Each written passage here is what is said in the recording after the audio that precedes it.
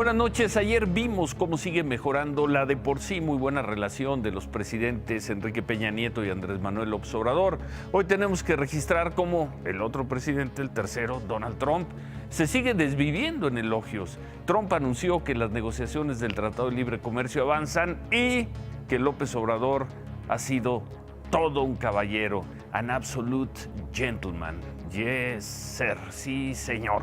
Y hoy, cuando López Obrador desayunaba con los ministros de la Suprema Corte de Justicia y cuando, según él, los ministros se comprometían a recortar 5,000 millones de pesos de su presupuesto, mientras desayunaban, un magistrado de circuito era llevado de emergencia a un hospital después de haber sido baleado por un vecino.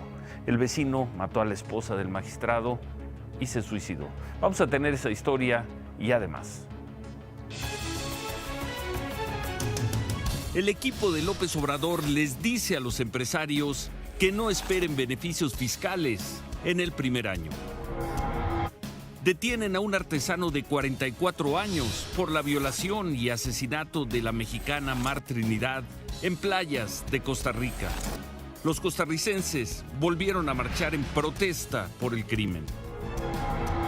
Los días de la transición comienzan a convertirse en los de la tolerancia infinita. Este viernes fueron bloqueadas durante horas la carretera México-Cuernavaca y la autopista del Sol.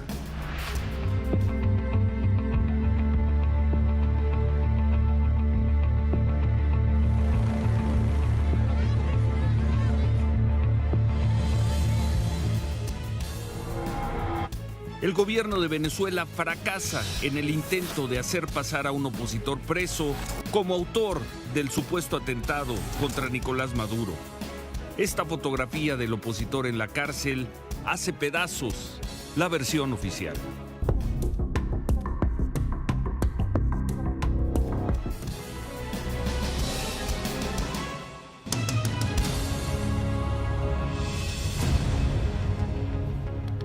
Los ministros de la Suprema Corte de Justicia recibieron al presidente electo Andrés Manuel López Obrador, lo invitaron a desayunar y, como hemos visto en estos 40 días, todo fue cordialidad.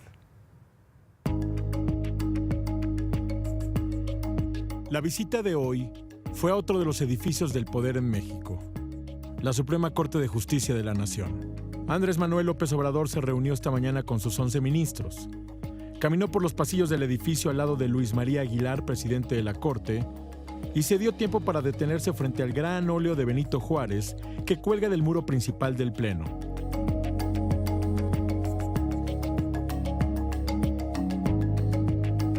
Ahí, donde se discute la Constitución, donde se sacaron la foto con una ex ministra incluida, Olga Sánchez Cordero. En la reunión uno de los temas fue la austeridad. Se habló de los sueldos, de la iniciativa que el próximo gobierno promoverá para que ningún funcionario público gane más que el presidente de la República, y se llevó un ofrecimiento del titular de la Corte: reducir su presupuesto para el 2019.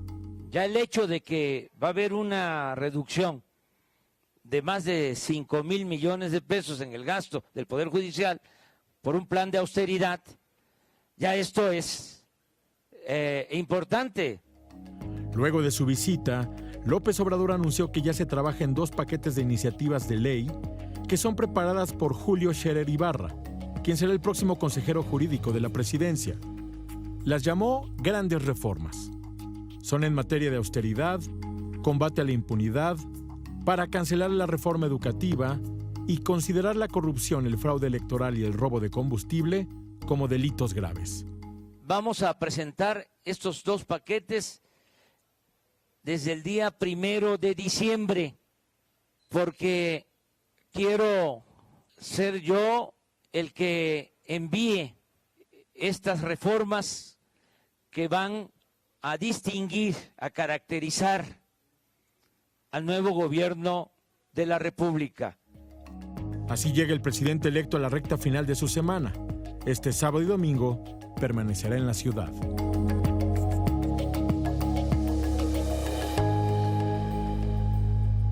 $5,000 millones se va a cortar la Suprema Corte de Justicia, va a cortar de su presupuesto, según dijo López Obrador.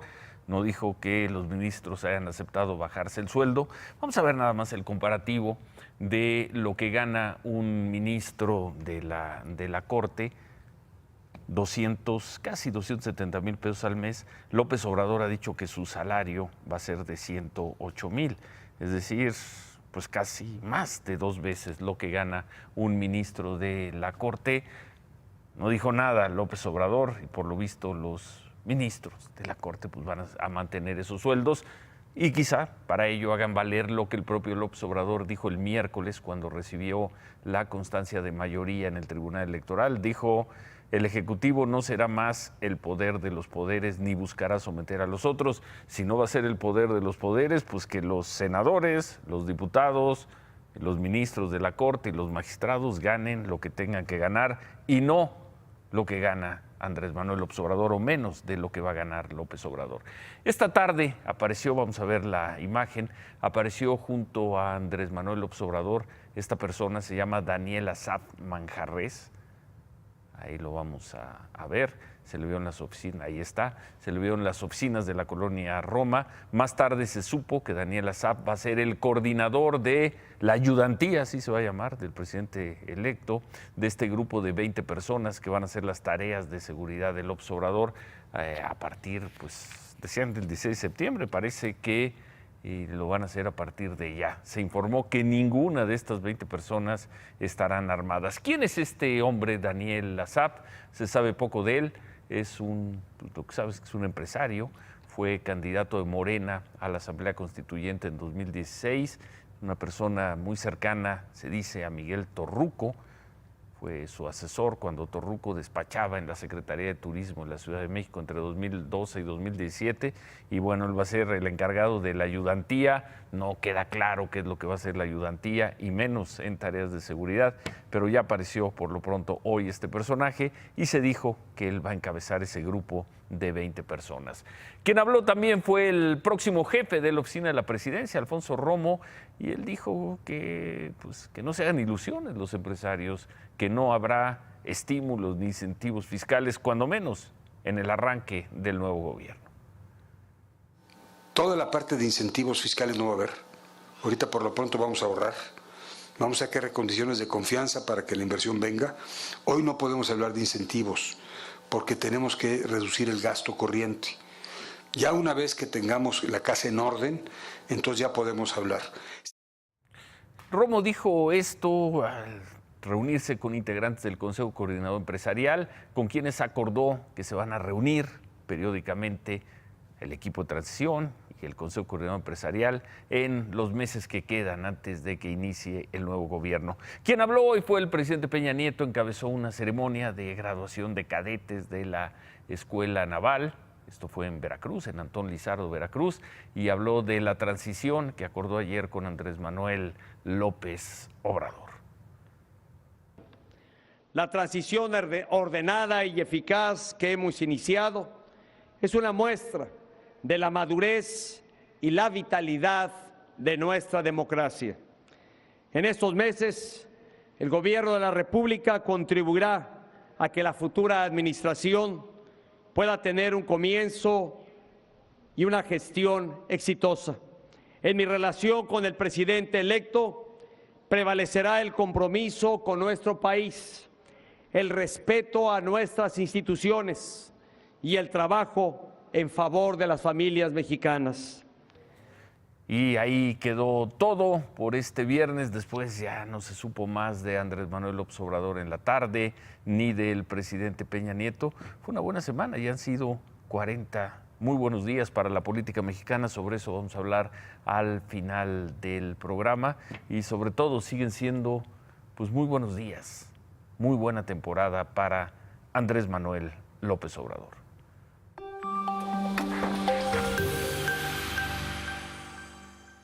Un conflicto de vecinos, según se informó, provocó una balacera en la casa de un magistrado circuito del primer tribunal colegiado penal de la Ciudad de México, el magistrado Miguel Enrique Sánchez Frías. En estos hechos murió la esposa del magistrado, el magistrado resultó herido y el hombre que mató a la esposa hirió al magistrado. Al final se enfrentó a la policía y se suicidó.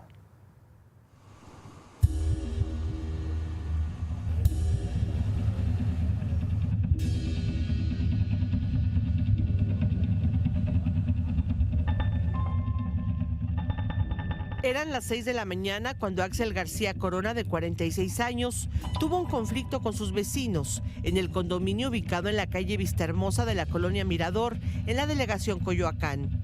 Uno de los vecinos era el magistrado Miguel Enrique Sánchez Frías. De acuerdo con el jefe de gobierno de la Ciudad de México, José Ramón Amieva, la agresión ocurrió en la zona del estacionamiento, después de que Axel bajó el switch de la luz de la casa del magistrado. Esto provocó que la esposa del magistrado saliera a reclamarle. Sin embargo, al salir de su casa fue recibida a balazos. Uno de estos disparos la mató. Axel también disparó a otras casas, donde una vecina fue herida por esquirlas de bala. Después regresó a la casa del magistrado, donde volvió a disparar. Lo hirió con 3 impactos de bala, 2 de estos en el pecho.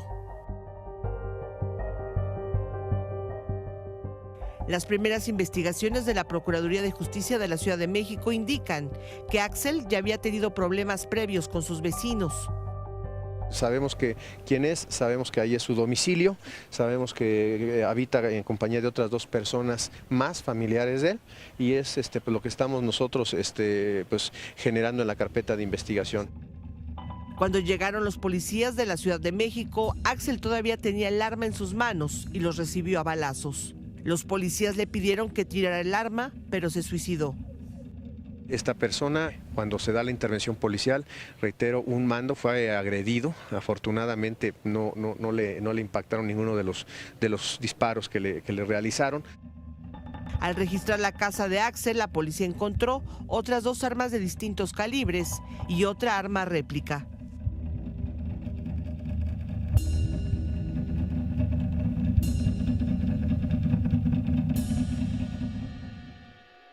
Pleito de vecinos. Entonces, el último reporte es que el magistrado está grave pero estable, ese parte que suelen dar en los hospitales, grave pero estable. Después del ataque, la Comisión Nacional de Seguridad le puso escoltas al magistrado, a Miguel Enrique Sánchez, esto a petición del Consejo de la Judicatura, y todo esto, esta noticia corría justo cuando Andrés Manuel López Obrador desayunaba con los ministros de la Suprema Corte. Atacan, le disparan a un magistrado de circuito, y matan a su esposa. Esta noche se registró una movilización numerosa movilización policíaca sobre Avenida Universidad en la colonia del Valle, y en la frontera, la del Valle y Narvarte, entre Miguel Laurenti y Anaxágoras. Vecinos de la zona alertaron a la policía de que un grupo de hombres armados habían salido de un restaurante Hooters. Llegaron los policías, sometieron a estos 5 hombres, les encontraron armas largas, pistolas, droga. 4 de ellos, se dijo, son de origen colombiano, fueron llevados a una agencia del Ministerio Público, ahí están rindiendo su declaración. Esto fue lo que pasó, las imágenes muy aparatosas, pero bueno, según reporta la autoridad, simplemente fue una detención de estas personas.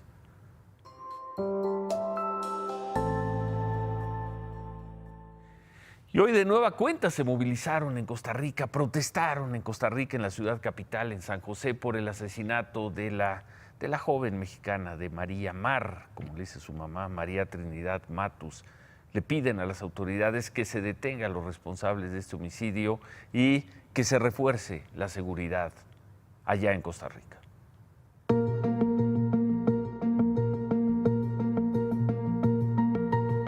Habitantes de San José, en Costa Rica, realizaron esta noche una vigilia de solidaridad en la Plaza de la Cultura, en protesta por el asesinato de la mexicana María Trinidad, ocurrido la madrugada del domingo, y de otra turista española asesinada un día antes. Quiero expresarles lo triste que es ser mujer y salir a la calle y sentirse insegura. Es triste, es cansado, estoy harta. Con mis cortos 22 años quiero exigir respeto, porque yo merezco respeto como cualquier persona. Con veladoras y pancartas, realizaron una ofrenda, leyeron poesía y reclamaron a las autoridades que se detengan los feminicidios y los ataques contra los turistas. Hoy, la Fiscalía de Costa Rica confirmó que un hombre de 44 años fue detenido como presunto responsable del asesinato de María Trinidad. Se trata de un artesano de apellido Sancho Rodríguez, quien fue detenido en el centro de Cóbano cuando pretendía abordar un autobús. De acuerdo con la Fiscalía, 2 testigos en la zona lo reconocieron plenamente.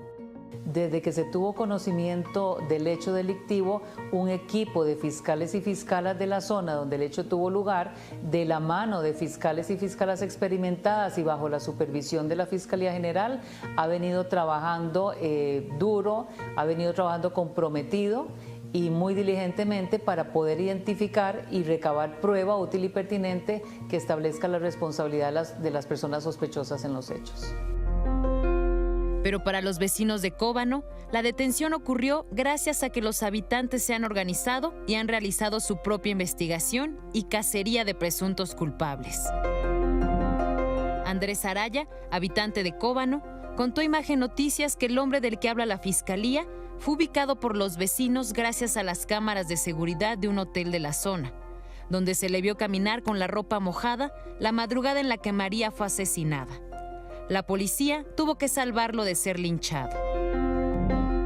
El otro detenido, Joel Esquivel, permanecerá 3 meses en prisión preventiva para determinar su culpabilidad, mientras que la Fiscalía solicitará de nuevo la detención de Francisco Mendoza, quien fue liberado por un juez por falta de pruebas.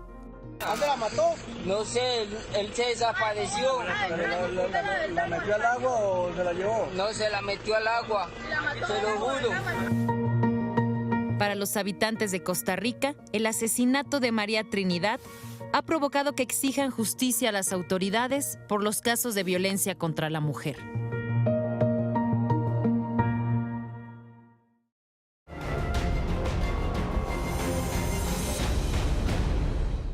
Y de la triste historia de Costa Rica vamos a ver esta terrible de Venezuela. Hoy el gobierno de Venezuela presentó más pruebas del supuesto atentado contra el presidente Nicolás Maduro, sí, supuesto atentado del sábado de la semana pasada. Hoy difundieron un video de uno de los más firmes diputados opositores y de los más conocidos, de Juan Requesens. Él fue detenido el martes, vimos aquí las imágenes de su detención. En el video, Juan Requesens dice que ayudó a otro hombre que también ya fue detenido a salir de Venezuela después del atentado. El gobierno de Nicolás Maduro aseguró que el testimonio demuestra que el supuesto ataque se planeó desde Colombia. Eso es lo que quiere decir y lo que quiere probar el gobierno de Nicolás Maduro. Detuvieron a este hombre y hoy difundieron este video en el que él confiesa esto. Hace varias semanas fui contactado por Julio Borges, quien me pidió el favor de pasar a una persona de Venezuela a Colombia. Se trataba de Juan Monasterio. Me contacté con él a través de la mensajería. Yo estaba en San Cristóbal y una vez le escribí a Mauricio Jiménez, supervisor de migración, y le hice la solicitud y él inmediatamente se pusieron en contacto con Juan Monasterio para hacer el pase de San Antonio a Cúcuta. Me encontraba en San Cristóbal, nunca tuve contacto físico con Juan Monasterio, solo hice a través de la mensajería lo solicitado. Esta es parte del testimonio. La familia de este hombre, de Juan Requesens, denunció que no les han permitido verlo desde la noche del martes cuando lo detuvieron. Aseguran que el testimonio se dio bajo amenaza y que no puede considerarse como una prueba seria porque tampoco han dejado ver a un abogado, a esta persona. Por la tarde se difundieron imágenes de Juan Requesens adentro de la prisión del Servicio de Inteligencia venezolana. Seguramente alguno de los guardias, de los custodios, difundió esto. Así lo tenían. O así estaba él, o así lo quisieron humillar difundiendo esa imagen. Ese hombre que está en el baño es el que después daría testimonio para decir justamente lo que el gobierno de Nicolás Maduro quiere que se diga. El opositor Julio Borges, también señalado por el gobierno de Venezuela como autor intelectual del supuesto atentado, dijo desde Colombia, pues lo lógico, que la confesión de Juan Requesens fue obtenida bajo tortura. El Juan Requesens que hoy habló no es el Juan Requesens que todos conocemos. No es ese joven luchador, valiente, guerrero, desafiante, irreverente, sino una persona que es simplemente una sombra llevada por químicos o llevada por amenazas o llevada por todo eso a que tenga que decir lo que el régimen quiera que decir.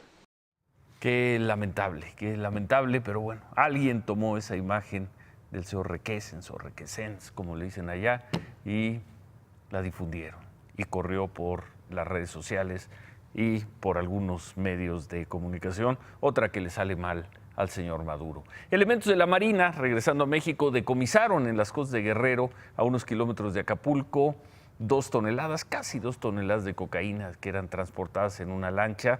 Así fue el operativo.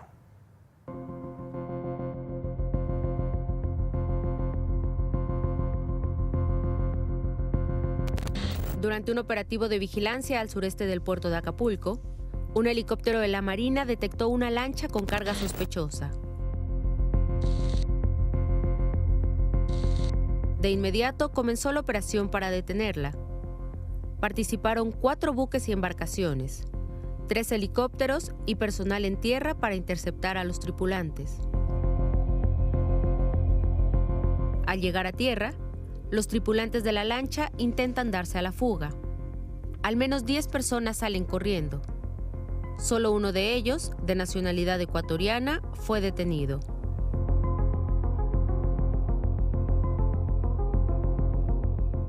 En este operativo fueron decomisados 75 bultos con casi 2 toneladas de cocaína.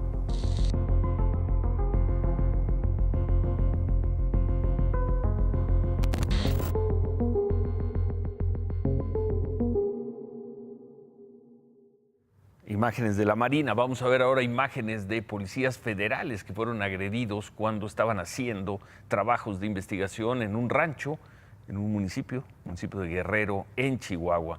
Los policías respondieron al ataque, pero bueno, los agresores se escondieron, se fueron.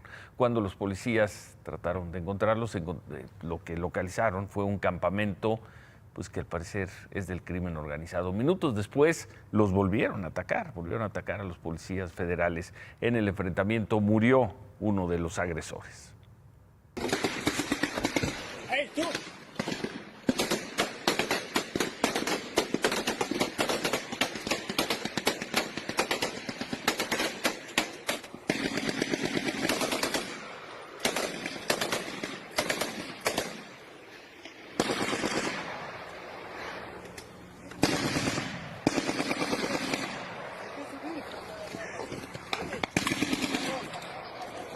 Imágenes de la lucha contra el crimen. La semana pasada vimos a elementos del ejército enfrentarse a criminales, fue hace 2 semanas, a criminales en Tamaulipas. Hoy, cómo persigue la Marina a narcotraficantes y cómo la Policía Federal topa contra grupos criminales en Chihuahua.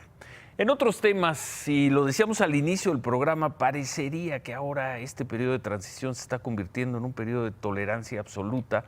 Esta tarde, este mediodía, manifestantes bloquearon la autopista México-Cuernavaca a la altura de la caseta de Tlalpan en dirección a Cuernavaca por unas 3 horas. Los manifestantes, y seguramente tienen razón, se quejan de los daños que la construcción del segundo piso les ha generado.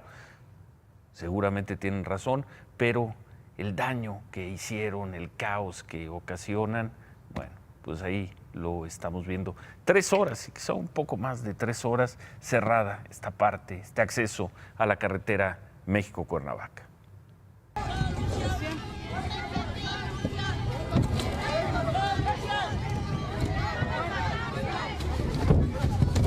Señores, hay mujeres, tranquilos.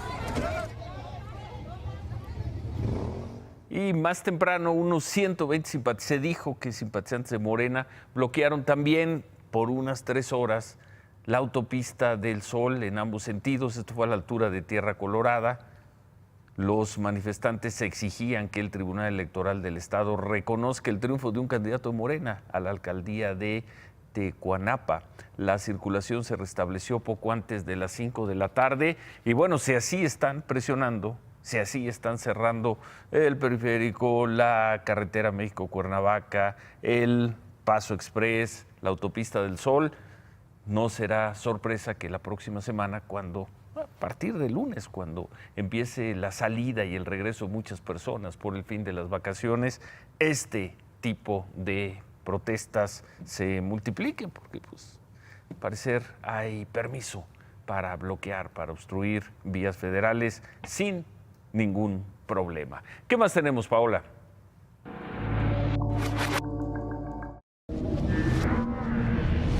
En Hidalgo, 2 personas fueron detenidas luego de que fueron encontradas transportando hidrocarburo robado en una ambulancia. Al interior se encontraron 8 tambos de 200 litros con combustible cuya procedencia no supieron justificar. La detención se registró en el municipio de Tlanalapa, donde elementos de la policía detectaron a la ambulancia que tenía un reporte de robo desde el mes de junio en Tlalnepantla, Estado de México, por lo que el conductor de 42 años y su acompañante de 27 fueron puestos a disposición de las autoridades.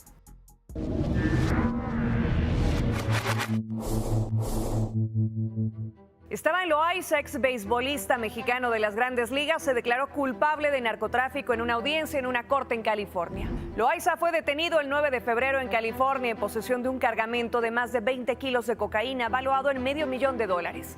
La droga fue entregada a Loaiza en una camioneta para que la transfiriera a otro vehículo que estaba estacionado en un domicilio que había rentado. Su audiencia será el próximo 2 de noviembre. Loaiza, de 46 años, podría ser deportado una vez cumpla su sentencia.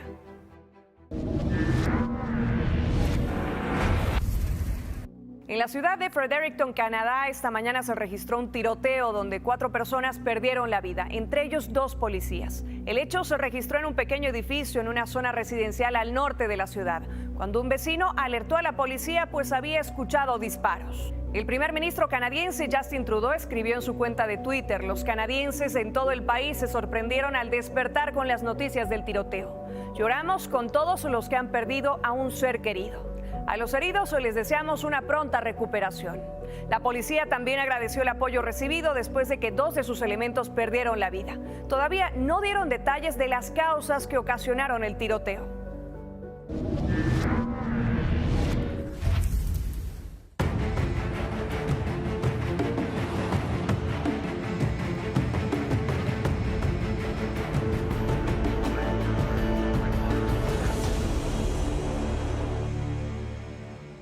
La situación en California se pone cada día más complicada. Ahora se registró un nuevo incendio que ha arrasado más de 7,000 hectáreas y se encuentra controlado al 5%, según informaron las autoridades. El incendio Holly se sitúa en la zona del Bosque Nacional de Cleveland, al sureste de Los Ángeles. El gobernador de California, Jerry Brown, declaró estado de emergencia. Hasta el momento, más de 117,000 hectáreas han sido devoradas por el fuego. Permiso, Ciro. Gracias, Paola. En el tuit que presentamos al inicio del programa, donde Donald Trump llamó a López Obrador todo un caballero, Donald Trump aseguró también que las negociaciones comerciales, así las llamó de Estados Unidos, van mucho mejor con México que con Canadá. Trump escribió: el acuerdo con México va bien. Los trabajadores del sector automotriz y los campesinos deben estar protegidos o no habrá acuerdo. Canadá debe esperar y sus tarifas y barreras comerciales son muy altas. Trump advirtió: vamos a imponer aranceles a los coches si no podemos llegar a un acuerdo. Por cierto, en la reunión de hoy en Washington sobre estos asuntos comerciales, el secretario de Economía, Ildefonso Guajardo, insistió que Canadá sí participará en las próximas reuniones y bueno, que México y Estados Unidos van a terminar negociaciones pendientes entre los dos países, pero que luego vendrán los canadienses. Por lo pronto, las negociaciones se van a extender a la próxima semana. Ildefonso Guajardo reconoció que todavía no llegan a un acuerdo sobre las famosas reglas de origen del sector automotriz. Hoy el peso cayó en el mercado interbancario 1.77%. En algún momento de la sesión llegó a estar arriba de 19 pesos por dólar. Cerró 18.94, aunque al final de las operaciones internacionales 18.90. Es que ya se le acabó la magia a AMLO, ya no le funciona la varita, ya no tiene polvo de estrellas. ¿O será que todo mundo se equivocaba, todo mundo que decía, ya ven la confianza, el factor AMLO? ¿Qué fue? Tan equivocado, no, es que déjame explicar. Porque, a ver, venga. Porque a ver, si vas a explicar, explícale a tu se cámara. le dan poderes. A ver, aquí estoy. Acércala, vas, vienes, bien. se le dan poderes míticos al tipo de cambio. Si queremos decir que el gobierno de Peña fue muy malo, ya ven, el tipo de cambio pasó de 13 a 18 pesos. Si queremos decir que López Obrador es muy bueno, ya ven, bajó de 19 a 18.40. Ni una ni otra. Como he dicho muchísimas veces en este y en todos los espacios de Grupo Imagen, la moneda mexicana, el peso tiene, y me regreso contigo, Ciro, es Gracias, la sexta David. moneda más negociada en el mundo. Es la moneda de las monedas más líquidas del mundo. Y 7 de cada 10 operaciones con el peso no tienen que ver con México. Entonces, la parte local, la parte mexicana, pesa cuando mucho el 30%. Tiene mucho más que ver que hoy Turquía se desbarató. O sea, la economía turca hoy ya no aguantó. Le aplica aranceles a Estados Unidos y la economía turca se desparrama. La economía turca tiene una devaluación de la lira turca del 40%. Entonces, eso genera una reacción en cadena en todos los mercados emergentes. El real brasileño cayó unos 69%, el rublo cayó unos 50%. Bueno. Entonces, hay que entender, la lección aquí es, si el tipo de cambio se está recuperando, no es porque López Obrador sea muy bueno. Si se está cayendo, no es porque López Obrador sea muy malo. Si fuera eso y si fuera la confianza, pues el tuit de que es un caballero y que el Tratado de Libre Comercio va muy bien, de Trump, hubieran alcanzado para que el tipo de cambio se recuperara. Otra vez, el padre del análisis superior tiene toda la razón del mundo. ¿Cuánto tiempo llevo, Ciro, diciendo no se vayan con el tema local cuando estamos hablando del tipo de cambio? Basta de autoelogio, mejor remátala ya, es viernes. Y por cierto, ya bájenle al enojo. ¿Ya vieron cómo se lleva López Obrador con los empresarios? 14 mesas de trabajo acordaron hoy con Alfonso Romo. ¿Dónde está el pleito?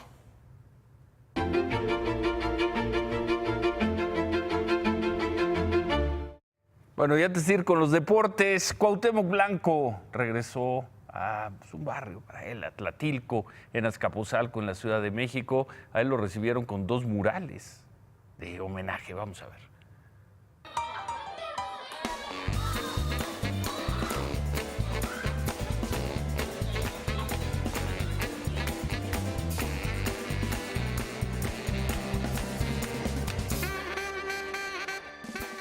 Antes de llegar aquí pasé a aventar unas gorditas, porque bueno, conozco a toda la gente del mercado. Luego cuando mi mamá me llevaba ahí a las gorditas, a las quesadillas. Él cuando viene es muy sencillo, él no crea que él, porque es lo que es, se para así el cuello con que esto no, él come lo que a él le gusta y lo que él quiere. Regresó a su barrio. Pero ahora no solo es el exfutbolista o el exalcalde de Cuernavaca.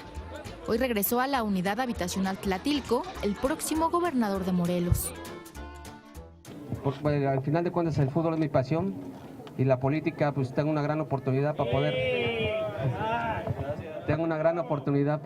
poder ayudar a la gente más necesitada. Tengo un gran compromiso allá en Morelos y créeme que no lo voy a fallar. ¡Arriba Cruz Azul!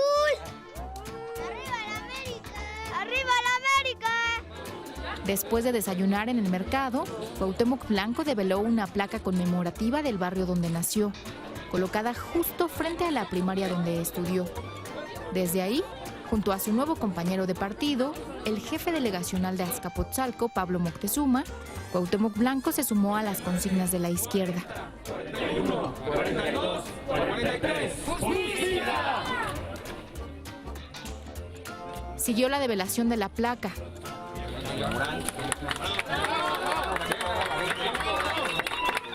Luego vino la develación de su mural.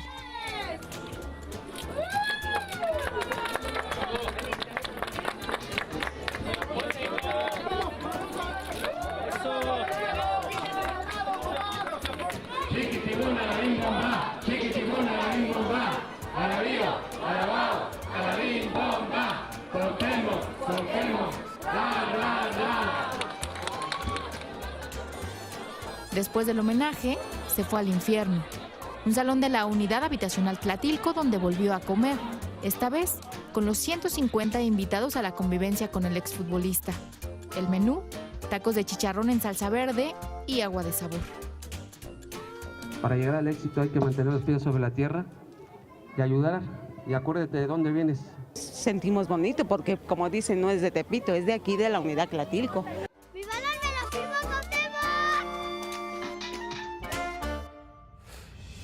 El gobernador de Morelos, Roberto.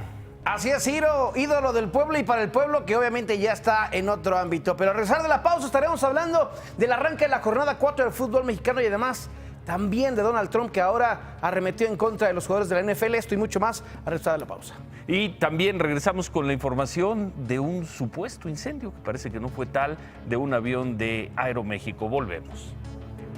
Hace unos momentos fue desalojado un avión de Aeroméxico, esto en el Aeropuerto Internacional de la Ciudad de México. Se informó que el vuelo iba a Puerto Vallarta, que se registró una falla en uno de los motores y los pasajeros tuvieron que salir por los toboganes de seguridad. En Twitter se dijo que había fuego en el avión, pero al menos la información que tenemos, la que nos ha dado el Aeropuerto Internacional de la Ciudad de México, rechaza que se haya tratado de un incendio. Simplemente fue un problema en un motor. Se les desalojó por toboganes y Aeroméxico nos está diciendo en este momento que todos los pasajeros que estaban a bordo están bien y que se subieron ya a otro avión rumbo a Puerto Vallarta.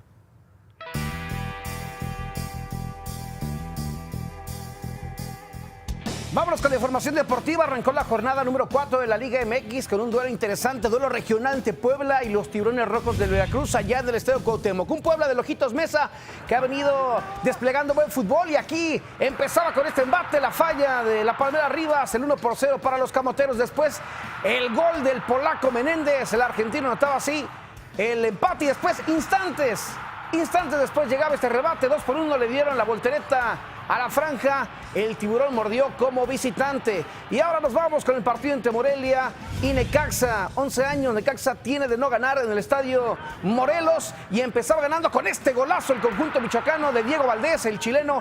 Ponía 1-0. Gran jugada colectiva del Necaxa y Brian Fernández, el argentino, vencía a Sosa para poner el 1-1. Gabriel Achiller, el ecuatoriano, ponía así el 2-1. Sigue la jetatura michoacana.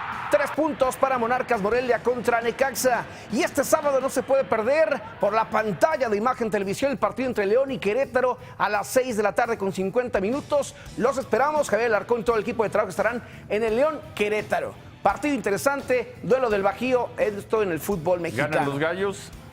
Va a estar apretado León, urgido de puntos, no le ha ido bien el arranque del torneo y Gallos, que estará presentado el próximo lunes, un refuerzo importante brasileño, tiene la obligación de ganar también como visitante.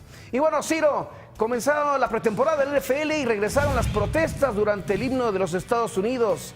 Lo hizo Malcolm Jenkins, también los jugadores de los Delfines de Miami, e inmediatamente vinieron las represalias y arremetió con todo Donald Trump en contra de los jugadores en su cuenta de Twitter, señalando que no está permitido que esta clase de situaciones se repitan. La reincidencia de una historia que llega desde el 2016 y aquí está lo que señalaba Donald Trump el día de hoy en su cuenta de Twitter. No pueden ni siquiera ellos explicar, hacen una fortuna haciendo lo que les gusta. Y Donald Trump, bueno, ante esta situación ha pedido que se castigue y que se mete incluso con el sueldo de los jugadores de la NFL, algo que obviamente tendrá mucha historia y tela de dónde cortar en este 2018, tomando en cuenta obviamente que también la NFL cambió su reglamento para pues castigar a los equipos que tengan este tipo de comportamientos. Y bueno, en torno a lo que se viene el 15 de septiembre con la pelea esperada de Canelo y el señor Gennady Golovkin, lo señaló el boxeador kazajo, así lo dijo. Es el rival más desagradable y más sucio que he tenido. Sucio porque ha tomado sustancias que están prohibidas y trata de culpar a otras personas, tomando en cuenta que se tuvo que suspender la pelea pasada que estaba ya presupuestada para mayo, ahora será hasta 15 de septiembre en Las Vegas. Así que esta historia pues le mete saborcito a Gennady Golovkin en contra de un Canelo Álvarez que, como sabemos, tuvo que decir que no por momentos. Bueno. La información deportiva, Ciro. Gracias, Roberto. Hacemos una pausa. Al regresar se cumplen 40 días de la elección del 1 de julio y han sido los 40 mejores días de la política mexicana, cuando menos en lo que va del siglo. Volvemos con eso.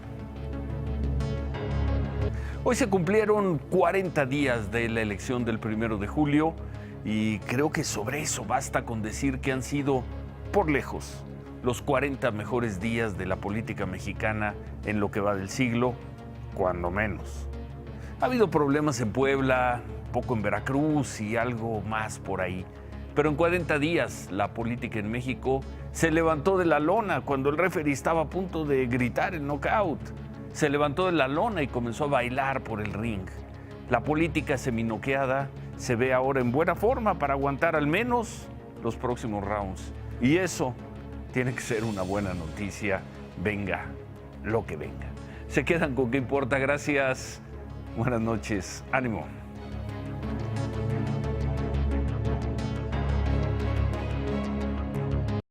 Imagen Noticias con Ciro Gómez Leiva, lunes a viernes 10:30 p.m. Participa en Imagen Televisión.